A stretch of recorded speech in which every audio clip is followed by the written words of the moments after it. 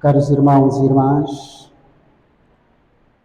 a celebração da Vigília Pascal coloca-nos diante de um ponto final do silêncio, da espera, e abre-nos com alegria para uma esperança nova.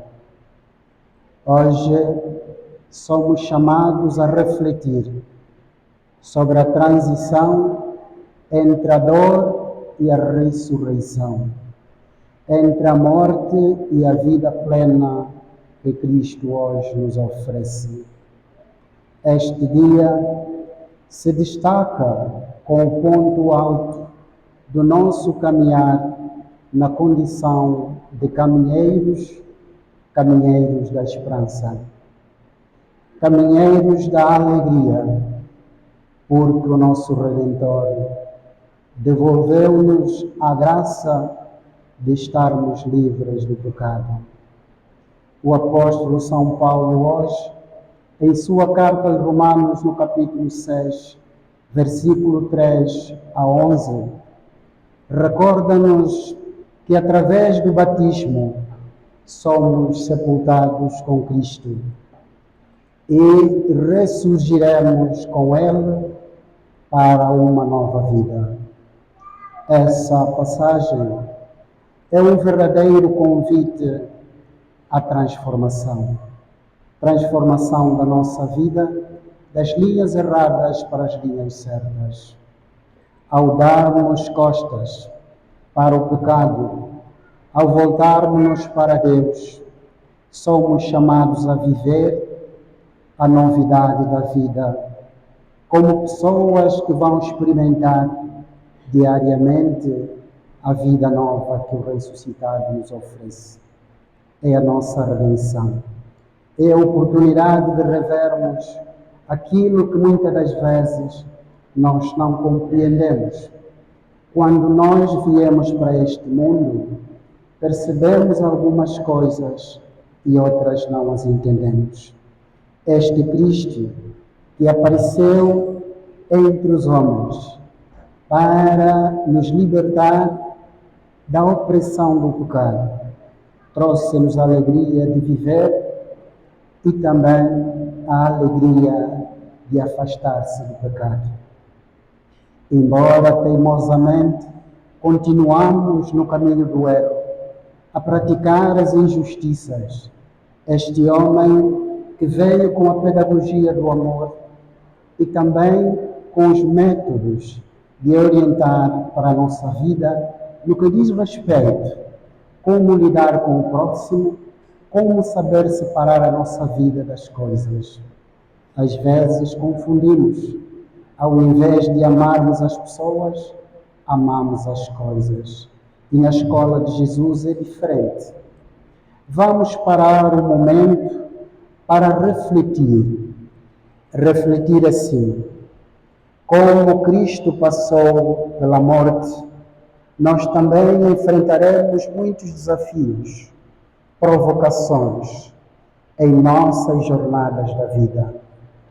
E é nesse momento de alívio, de desânimo, que somos convidados a recordar que a ressurreição sempre vai após a dor.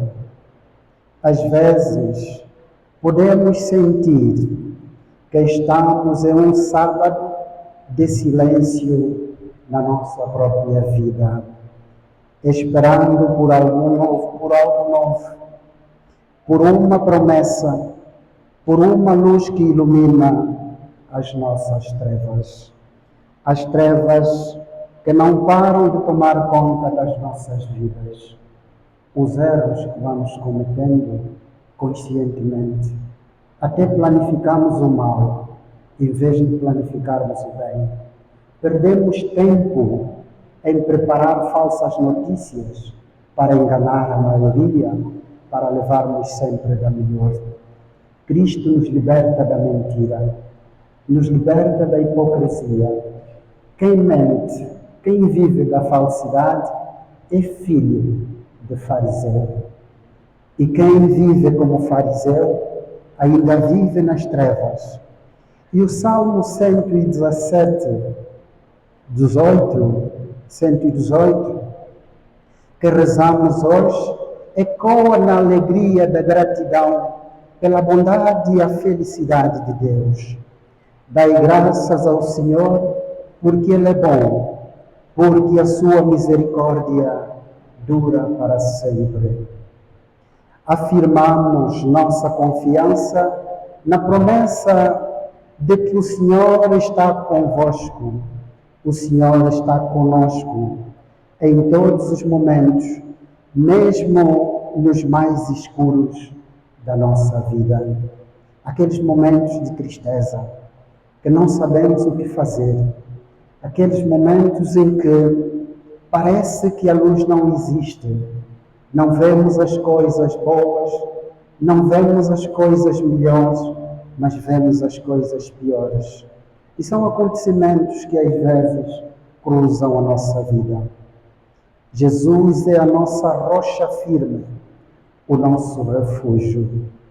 Neste sábado santo, esta mensagem de esperança ressoa instantaneamente, pois ela nos lembra a luz da ressurreição que está à porta. Ele é aquele que nos traduz na vida que nos leva para a eternidade. Caríssimos irmãos e irmãs, neste silêncio do sábado, somos hoje convidados a cultivar a esperança. Essa esperança que também é jubilar. Não falo do jubileu da independência, mas falo do nosso jubileu que a Igreja Católica tem vindo a rezar por ele, para que aconteça num clima de graça e de bênção. Assim como a semente plantada no solo escuro, muitas das vezes que aguarda a chuva para brotar, estamos assim a nascer hoje no espaço da preparação antes do grande dia de Páscoa. É o tempo da contemplação, meus irmãos, minhas irmãs, de unir os nossos sofrimentos aos de Cristo. É a hora de confiarmos que, assim como Ele venceu a morte, também nós seremos levantados desta morte de todos os dias, da morte do pecado, da morte da mentira, da morte da hipocrisia, da morte de fugir das nossas responsabilidades. Este sábado, irmãos e irmãs, é um convite de espera ativa, a espera que nos dá a oportunidade de conviver como pessoas ressuscitadas das coisas más. Aos nossos mais novos e mais novas, e alguns adultos que hoje irão receber o sacramento do batismo, eles nasceram segundo a carne, mas entretanto precisam nascer segundo o Espírito para serem confirmados entre os eleitos de Deus para a glória eterna. Fica aqui circunscrito a responsabilidade de cada cristão adulto, aos mais próximos daqueles que irão receber o batismo, aos pais, aos padrinhos, que os assistam com vigor e com regra, obedecendo assim as leis que Deus nos concedeu para sermos bons cristãos e assumir uma igreja que se ergue diante das dificuldades. Ser batizado não é apenas ter o nome de cristão, é também considerar-se como uma luz que brilha no seio das trevas da mentira, no seio das trevas da falsidade, no seio das trevas daqueles que tudo fazem para enganar a maioria, para viverem a grande da forma humana como muitos pensam. Ao passar por esta hora de silêncio, permitam-me que avise os vossos corações, tocados por essa vida nova de Cristo, que nos traz pela ressurreição, pela certeza de que, mesmo no desespero, a vida está prestes a seguir o seu caminho. Está prestes a surgir.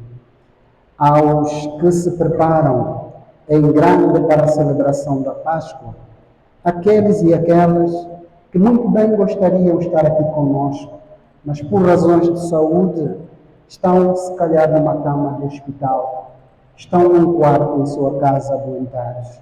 A estes vai a nossa oração. Que Deus os conceda saúde e paz de espírito.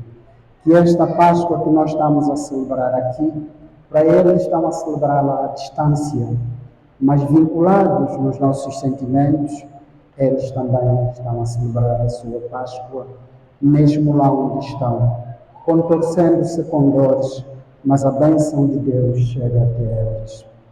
Que este Sábado Santo seja o dia da transformação, um ponto de encontro com a esperança que nunca nos há de decepcionar.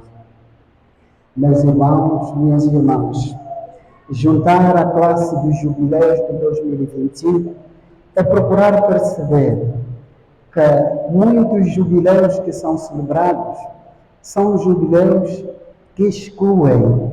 O jubileu da nossa igreja inclui, e o jubileu da nossa pátria exclui, porque há uns que vão celebrar, eu já tenho dito, uns vão celebrar o jubileu da independência e outros vão celebrar o jubileu da dependência.